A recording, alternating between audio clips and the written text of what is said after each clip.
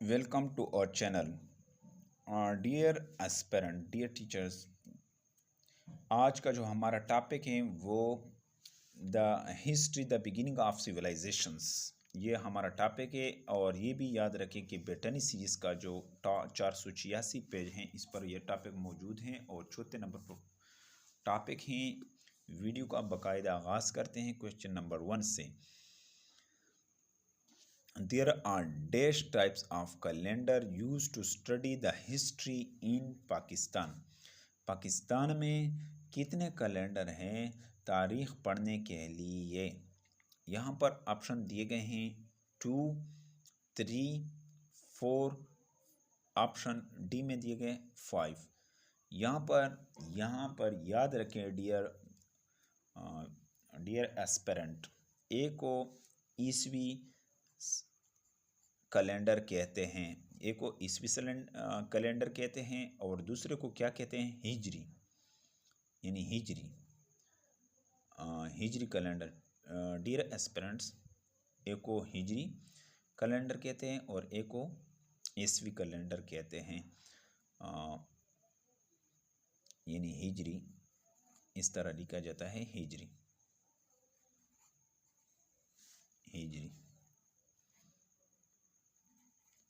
Calendar और ईसवी calendar, ये पाकिस्तान में इस्तेमाल होती। ईसवी कैलेंडर यानी ईसा अलैहिस्सलाम के वक्त से पहले, और हिजरी हज़रत पाक सल्लल्लाहु अलैहि वसल्लम की जब हिजरत हज़रत पाक सल्लल्लाहु अलैहि वसल्लम ने की मदीना की तरफ, ये उस वक्त से शुरू हुई। और यहाँ डियर एस्पिरेंट, क्वेश्चन नंबर 2 की तरफ आगे बढ़ते हैं। The Christian calendar is most common calendar today start with the birth year of profit dash. जो ईसवी कैलेंडर है ये बहुत अहम कैलेंडर है। टुडे, आज भी स्टार्ट शुरू होता है विद द बर्थ, पैदाइश ऑफ प्रॉफिट डैश, यानी किस प्रॉफिट की वजह से? ईसा अलैहिस्सलाम। ऑप्शन बी दिया गया है मूसा अलैहिस्सलाम, ऑप्शन सी दिया गया याकूब अलैहिस्सलाम, ऑप्शन डी दिया गया none of this. Dear teachers, यहाँ पर जो ऑप्शन ए हमारे पास दुरुस्त जवाब बनता है कि जो ईसवी कैलेंडर है ये कहाँ से शुरू होता है? ये ईसा अलैहिस्सलाम की पैदाइश के वक्त से शुरू होता है और ये आजकल भी इस्तेमाल होते हैं हमारे यहाँ। BC is the abbreviation of, BC किसका एब्रीवेशन है? Before Christ. ऑप्शन ए दिया गया है बेस्ट क्रिस्ट, ऑप्शन सी दिया गया है बिफोर सिविलाइजेशन, ऑप्शन डी दिया गया none of this. Dear teachers, यहाँ पर हमारे पास जो दुरुस्त जवाब बनता है वो बिफोर क्राइस्ट, यानी ईसा अलैहिस्सलाम से पहले, इसको BC कहते हैं। क्वेश्चन नंबर 4 की तरफ आगे बढ़ते हैं। The time before the birth of ईसा अलैहिस्सलाम इज मेंशन्ड थ्रू, यानी जो टाइम ईसा अलैहिस्सलाम से पहले शुरू होता है वो किस तरह शुरू होता है, किस सोच से? थॉट, यानी option AD, BE, BC, AC। Dear aspirant, यहाँ पर हमारे पास जो दुरुस्त जवाब बनता है वो BC, बिफोर क्राइस्ट इसको कहते हैं। और आजकल जो इसके लिए टर्म होता है बिफोर कॉमन ईरा, यानी मज़हब की टप्पे की वजह से इसका नाम अभी चेंज हो गया बिफोर कॉमन ईरा। पहले बिफोर क्राइस्ट कहते थे इसको, अभी before common era. Question number 15, AD is the abbreviation of, AD किसका एब्रीवेशन है? After domini, anno domini, after death, none of this. Anno domini इसको कहते हैं, एनो डोमिनी। और क्वेश्चन नंबर 6 हमारे पास जो है, question number 6, Christian Georgian calendar is also called, Christian Georgian calendar को क्या कहते हैं? Solar calendar. ऑप्शन बी दिया गया है हिजरी कैलेंडर, ऑप्शन सी दिया गया इस्लामिक कैलेंडर, ऑप्शन डी दिया गया paper calendar. Christian Georgian calendar को क्या कहते हैं? सोलर कैलेंडर इसको कहते हैं। इसको क्या कहते हैं? Solar calendar. ऑप्शन ए यहाँ पर आपके पास जो जवाब बनता है। क्वेश्चन नंबर 7 है, which of the following is based upon the rotation of earth around the sun. Rotation earth जो है किसके इर्द गिर्द करता है? Around the sun. Christian calendar करता है। कौन सा? जो ईसवी कैलेंडर है ये क्या करता है? रोटेशन करता है। किसके इर्द गिर्द? ज़मीन इर्द गिर्द करता है, सूरज के इर्द गिर्द। The earth rotation around the dash, जो ज़मीन है वो गर्दिश करता है किसके? Around the sun, around the sun. यहाँ पर ऑप्शन बी आपके पास डियर एस्पिरेंट, यहाँ पर मून भी दिया गया, मार्स भी दिया गया है, लेकिन आपके पास जो the sun, the earth rotate, ज़मीन घूमती अराउंड द सन, सूरज के इर्द गिर्द। क्वेश्चन नंबर 9 है, in how many days the earth complete its circle around the sun, कितने दिन में जो ज़मीन मुकम्मल करता है सर्कल अराउंड द सन, सूरज के इर्द गिर्द। ऑप्शन ए दिया गया 365, ऑप्शन बी दिया गया 365.25, ऑप्शन सी दिया गया 366.5। डियर एस्पिरेंट, यहाँ पर जो हमारे पास ध्रुव जवाब बनता है वो क्या बनता है? 365.5। ऑप्शन बी आपके पास यहाँ ध्रुव जवाब बनता है।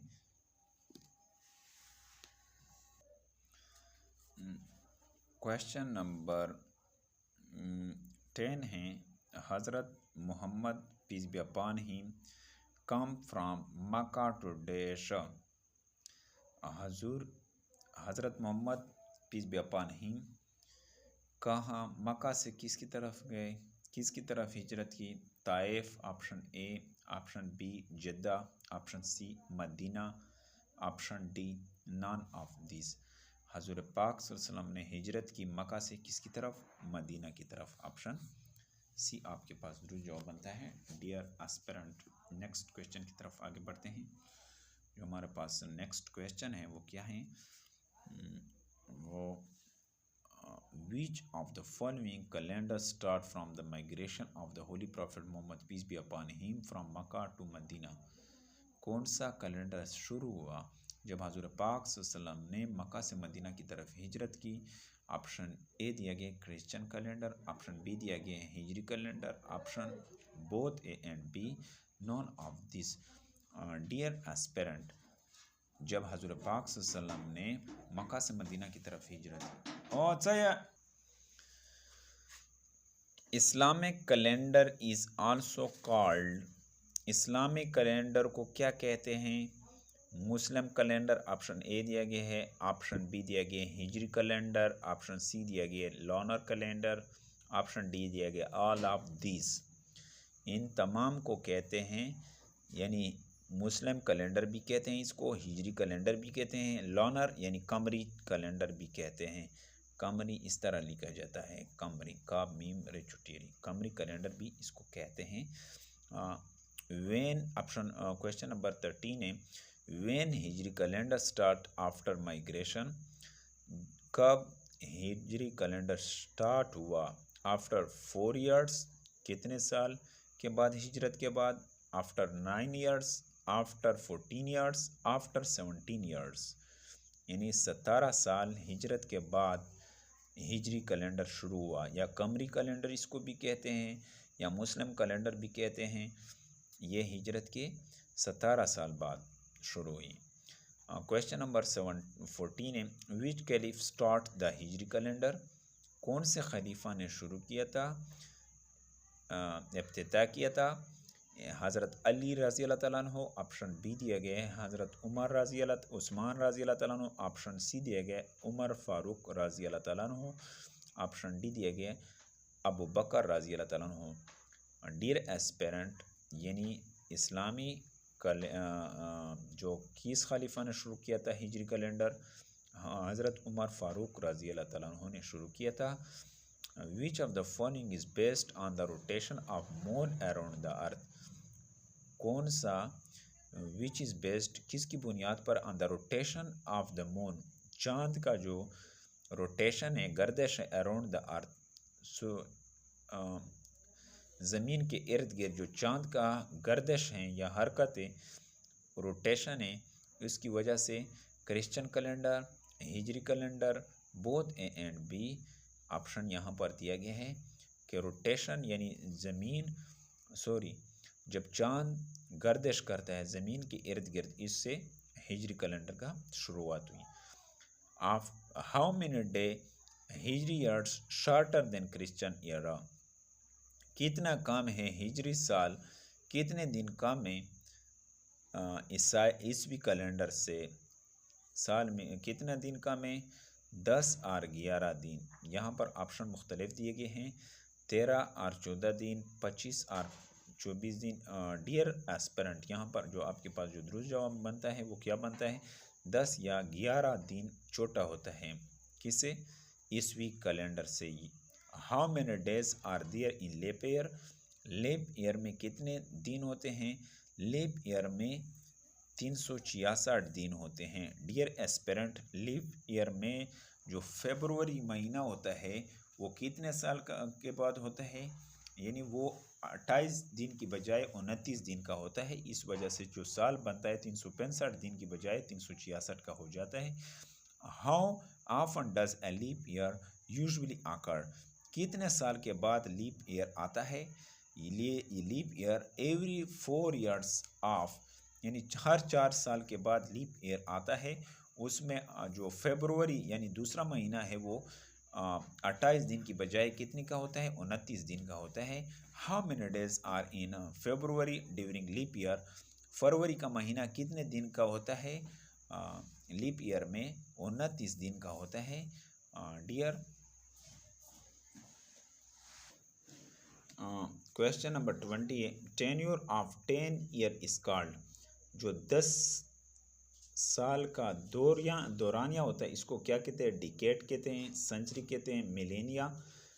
डियर एस्पेरेंट, यहाँ पर इसको डिकेड कहते हैं, यानी 10 साल के दौरानिया को डिकेड कहते हैं। Tenure of 100 year is called century, यानी 100 साल के दौरानिया को सेंचुरी कहते हैं। डियर एस्पेरेंट, जो हमारे पास tenure of 1000 year is called decade, यानी पूरे 1000 साल के दौर को क्या कहते हैं, डिकेड कहते हैं, सेंचुरी कहते हैं। ये तो दोनों नहीं हो सकते क्योंकि डिकेड 10 साल के दौरानिया को कहते हैं, सेंचुरी 100 साल के दौरानिया को कहते हैं।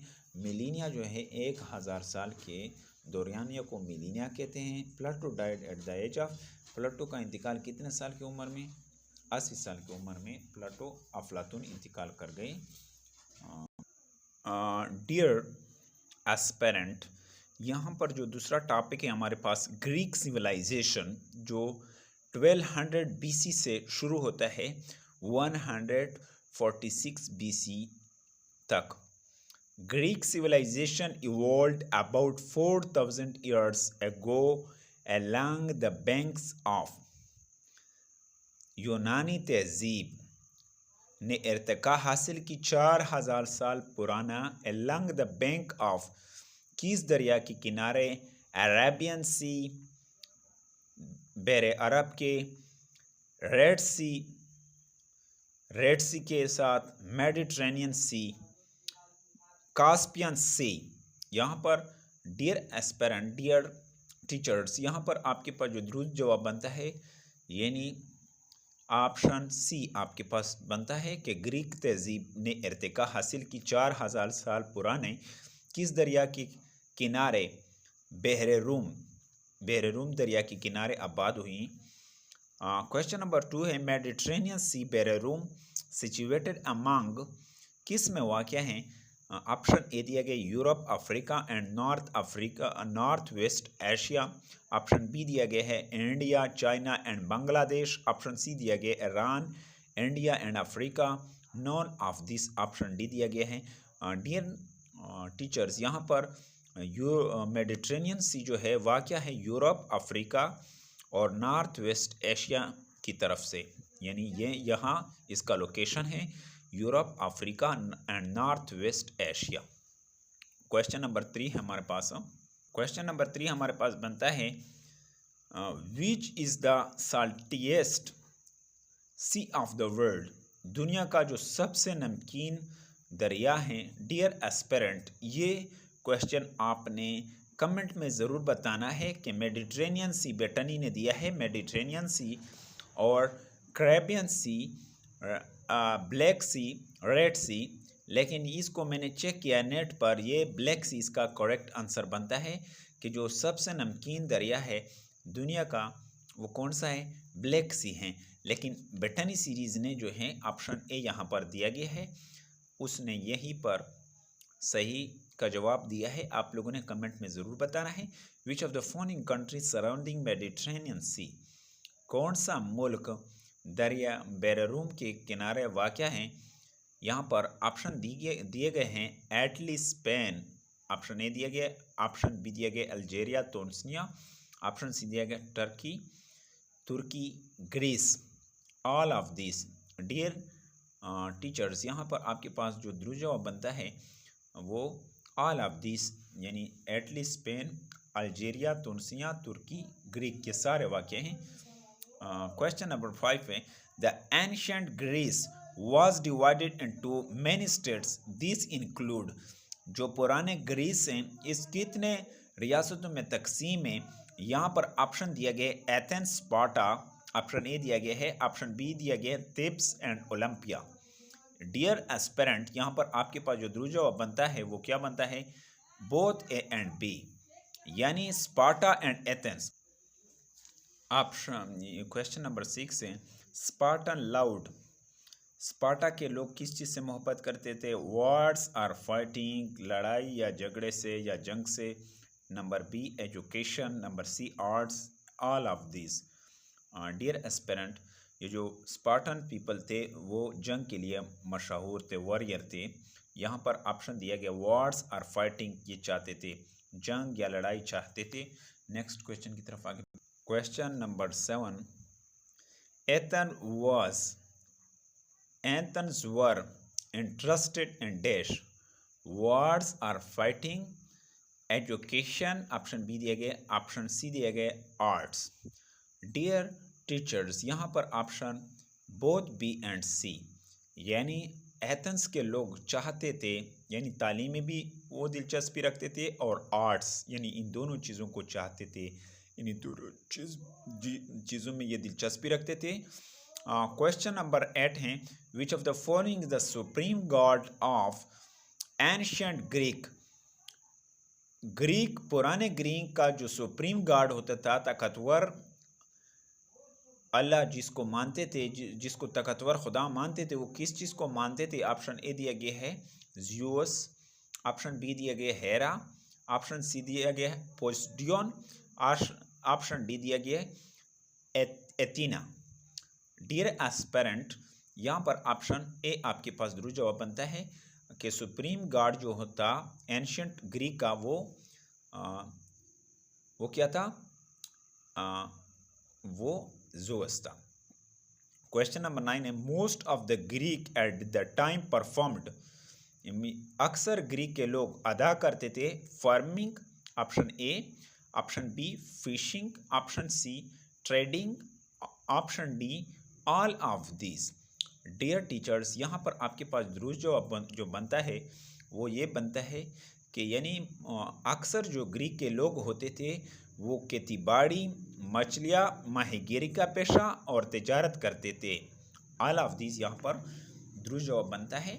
क्वेश्चन नंबर 10 है which of the following was the dress of ancient Greek. Greek का जो लिबास होता था एंशिएंट ग्रीक का वो क्या था? Chlamys, option A, chiton, option B, option C दिया गया पेप्लोस, ऑप्शन डी दिया गया हेमोटोन। डियर एस्पिरेंट, यहाँ पर आपके पास जो दुरुस्त जवाब बनता है वो चिटन। यहाँ पर अंडरलाइन भी मैंने किया हुआ है कि चिटन किस तरह लिबास होता था, ये यानी चिटन इसका लिबास होता था, किसका? ग्रीक के लोगों का। क्वेश्चन नंबर 11 है which of the following belong to Greek civilization. Greek तहजीब से कौन ताल्लुक़ रखते थे? सोक्रेटिस, प्लेटो, ऑप्शन ए दिया गया है, option B Aristotle, option C Alexander, option D all of this. Dear aspirant, यहाँ पर जो आपके पास जो दुरुस्त जवाब बनता है वो क्या बनता है? यहाँ पर सोक्रेटिस, प्लेटो, अरिस्टोटल, अलेक्जेंडर। डियर एस्पिरेंट, मैं थोड़ा सा यहाँ पर पासवर्ड में चेंज करूँगा, एक पासवर्ड बनाऊँगा आपके लिए ताकि आपको एग्ज़ाम में कोई मसला ना हो। SPA का मतलब ये है कि सोक्रेटिस, जो सुकरात इसको उर्दू में कहते हैं, पी फॉर प्लाटो यानी प्लाटो अफलातून को कहते हैं, और ए फॉर एरिस्टोटल। यहाँ पर स्पा का मतलब क्या है कि सोक्रेटिस उस्ताद थे किसके? प्लाटो के, और प्लाटो उस्ताद थे अरिस्टोटल के। नेक्स्ट क्वेश्चन की तरफ आगे बढ़ते हैं। क्वेश्चन नंबर 12 है, Parthenon temple is a cultural symbol of which civilization? Parthenon temple ये एक कल्चरल सिंबल था, अलामत था किस तहजीब का? नेक्स्ट पेज पर इसका आंसर, पार्थेनियन कल्चर जो था, पार्थेनियन ये सिंबल था किस चीज़ का? पार्थेनियन टेम्पल कल्चरल सिंबल था किसका? Greek civilization. यहाँ पर ऑप्शन ग्रीक सिविलाइजेशन होगा। रोमन सिविलाइजेशन दिया गया है, Gandharan civilization, none of this dear. ये पार्थेनियन टेम्पल जो था ये सिंबल था किसका? ग्रीक सिविलाइजेशन का। हमारे पास जो नेक्स्ट टॉपिक है वो इसके बाद जो हमारे पास क्वेश्चन बनता है वो क्या बनता है? हमारे पास जो नेक्स्ट क्वेश्चन बनता है वो क्या बनता है? डियर एस्पिरेंट, यहाँ पर हमारे पास नेक्स्ट टॉपिक बनता है रोमन सिविलाइजेशन, जो 753 BC से शुरू होता है 476 BC तक। Roman civilization originated in the dash Rome, which was a small town. Roman civilization कहाँ से ओरिजिनेट शुरू होता है? उसका इर्तिका कहाँ से होता है? 753 BCE से, जो एक छोटा कस्बा था वहाँ से उसका आगाज़ होता है। कब से?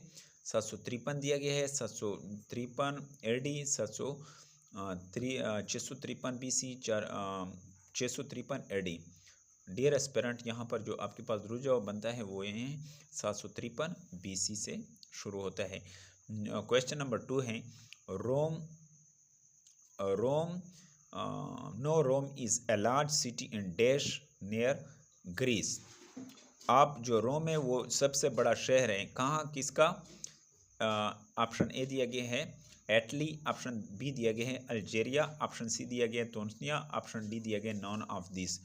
डियर एस्पिरेंट, यहाँ पर जो द्रुज जवाब बनता है वो क्या बनता है? एटली। एटली जो है अब बड़ा शहर है किसका? जो ग्रीस के करीब वाक़या है। क्वेश्चन नंबर 3 है, dash is considered the first king of Rome. पहले बादशाह रोम के कौन थे?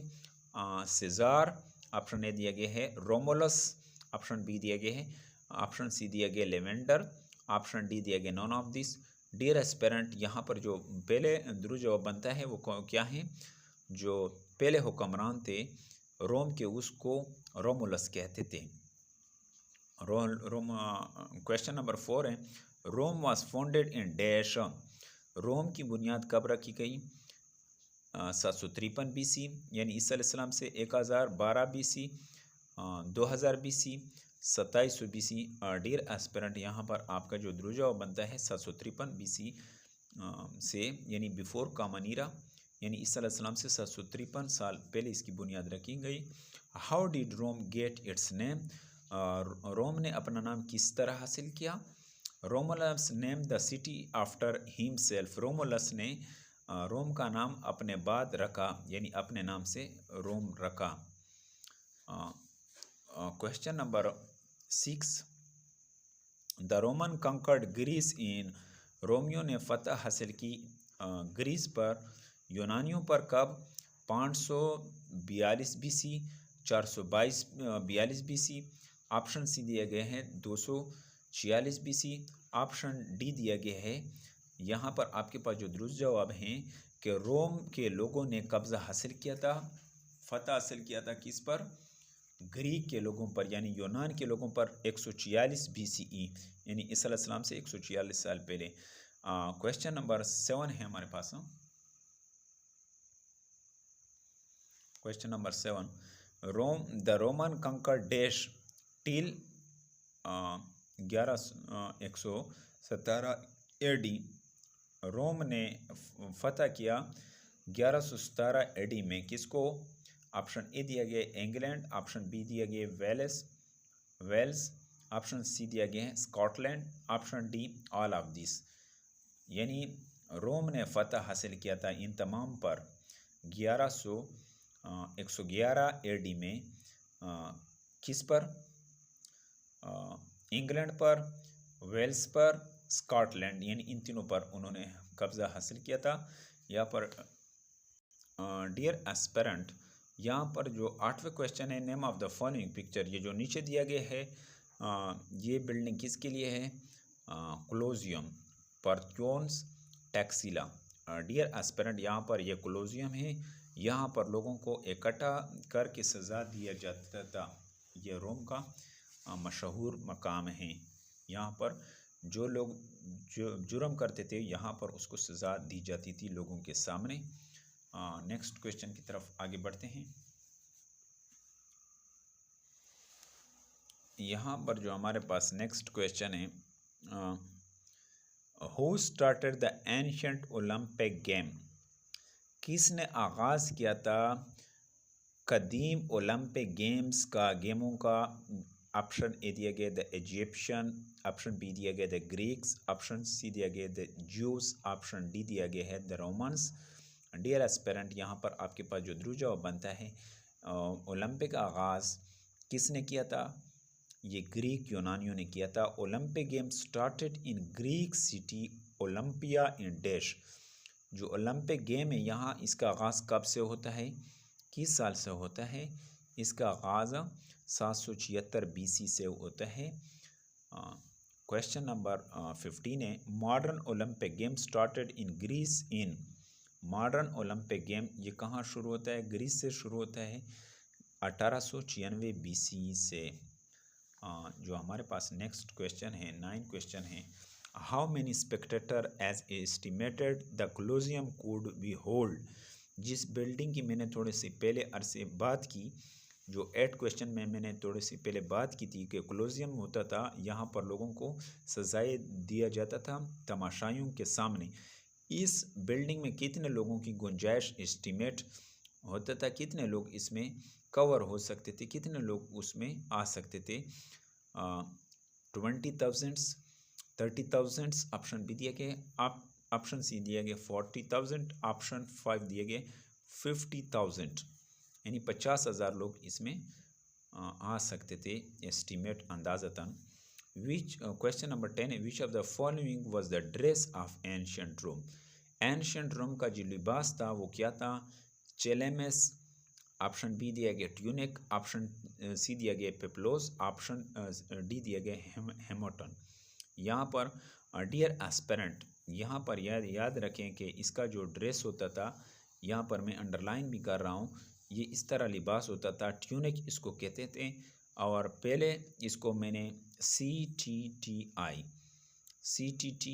यानी इसका मतलब ये है कि सी का मतलब हमारे पास क्या है? सी का चिटन, जो ये चिटन जो था ये कौन से लोग पहनते थे? इसका थोड़ा मैं रिव्यू करता हूँ कि चिटन जो थे ये ग्रीक के लोग पहनते थे, लेकिन यहाँ पर ट्यूनिक जो है ये कौन पहनते थे? ये रोम के लोग पहनते थे। और उसमें एक और क्वेश्चन नंबर 11 है, dash was a long shawl which they wrapped around the body. उसका लंबा एक शॉल होता था जिसको पूरे जिस्म में लपेटते थे, और इस शॉल को क्या कहते थे? टुगा। ऑप्शन सी आपके पास यहाँ पर डियर एस्पिरेंट द्रुज जवाब बनता है। Thank you for watching this video.